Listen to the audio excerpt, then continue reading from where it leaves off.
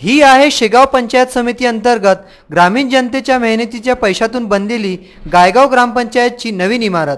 सर्व सोयींनी युक्त अशी 2014 मध्ये त्यावेळेच्या राजकारण्यांनी या इमारतीचे लोकार्पण देखील केलं। पण गावामध्ये कोणाला याची माहिती आहे तर कोणाला नाही। कोणी म्हणते ठेकेदाराचे पैसे बाकी आहे तर कोणी म्हणते काम बाकी आहे। पहा जरा 6 वर्ष अगोदर लोकार्पण झालेल्या इमारतीची किती दुर्दशा झाली आहे। हे तर काहीच नाही, पंतप्रधानांच्या स्वच्छ भारत मिशनची येथे कशी खिल्ली उडवली आहे। ज्या शौचालय बांधणीकरिता शासनाने अरबो रुपये खर्च केले ते ग्रामपंचायतचे शौचालय पहा। शासनाचा विचार होता जर महिला सरपंच असेल तर की योग्यरित्या ज्याप्रमाणे आपले घर स्वच्छ करून सांभाळते तसेच ग्रामपंचायतच्या व गाव देखील सांभाळेल। पण इथं महिला सरपंच असूनही काही वेगळंच चित्र दिसते। लोकांच्या म्हणण्यानुसार सरपंच रोज येतात पण जनतेच्या पैशाने बनलेल्या नवीन इमारतीत नाही तर 1959 जुन्या तुटक्या पडक्या इमारतीतच त्यांचं ऑफिस आहे। कदाचित त्यांनी देखील कधी नवीन इमारतीकडे डोकावून देखील पाहिलं नसावं असेल असं वाटते। ज्यांनी लोकार्पण केलं त्यांनी सुद्धा कधी या इमारतीची पाहणी कधीही केली नसावी किंवा शासनाला शासनाच्या अधिकाऱ्याला सध्याच्या आमदार खासदार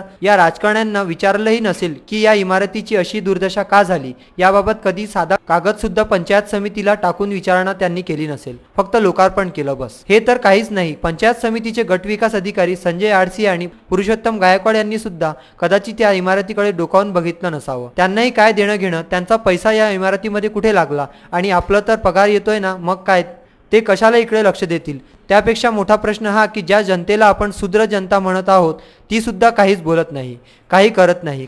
कदाचित तेही विसरले असावे की ही इमारत त्यांच्याच पैशातून उभी झालेली आहे।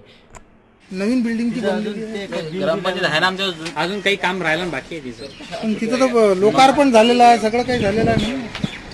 त्याचे 2 लाख रुपये राहिले अजून भेटायचे म्हणजे ग्रामपंचायतचे हां, त्या ठेकेदाराच्या अंदरलं काम बाकी आहे। मग त्याच्या अगोदरच लोकार्पण करून घेतलं काही आता आपल्याला एवढी गोष्ट माहिती तिथं बोर्ड होतं म्हणून म्हटलं। सरपंच नेहमी असतात का इथं ऑफिसला? कधी येतात ना, येतात म्हणजे गावकऱ्यांची कामे होतात। हो। बरं, तुम्हाला हे माहिती आहे का तुमच्या गावाची आणखी एक ग्रामपंचायत नवीन इमारत तयार झालेली आहे?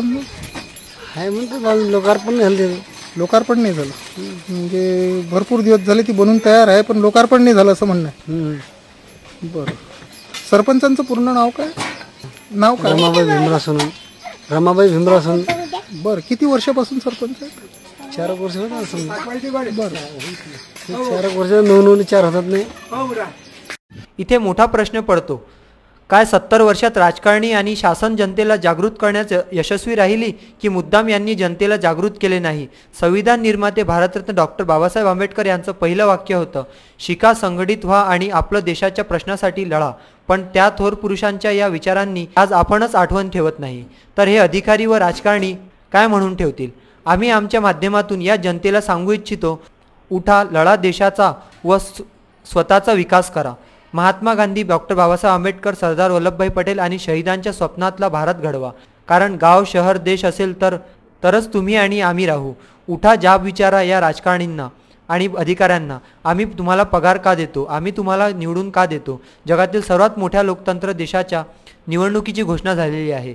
येणाऱ्या 2019च्या निवडणुकीत भरघोस मतदान करून योग्य प्रतिनिधी संसदेत पाठवा जो तुमच्या आणि आमच्या प्रश्नांना तेथे मांडेल आणि आपल्या देशाचा विकास घडवेल। परत एकदा आम्ही सांगतो, या निवडणुकीत आपण स्वयंस्फूर्तीने जास्तीत जास्त मतदान करावे।